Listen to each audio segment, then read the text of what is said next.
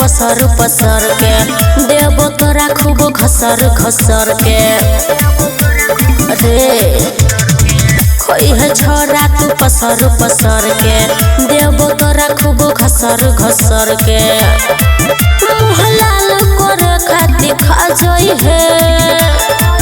जब दिल ना लगे दिलदार तो लेवे खातिर तू आ जाई है जब दिल ना लगे दिलदार तो लेवे खातिर तू आ जाई है।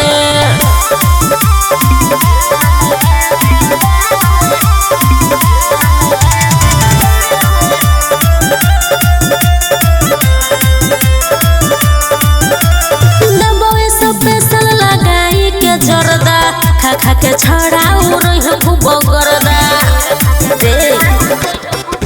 हर दबावे स्पेशल लगाई के जरदा खा खा के छड़ाऊ रही खूब गर्दा खोरे खोरे तू जीवा जाई है जब दिल ना लगे दिलदार तो लेवे खातिर तू आ जाई है जब दिल ना लगे दिलदार तो लेवे खातिर तू आ जाई है।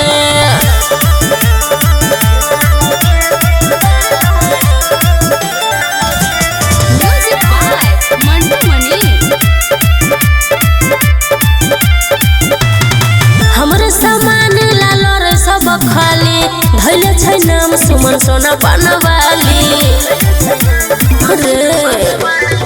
हमरे सामान लालो रे सब खाली धैले छै नाम सुमन सोना बनवाली छोड़ा काला में धोके दबा जाई है जब दिल ना लगे दिलदार तो लेवे खातिर तू आ जाई है जब दिल ना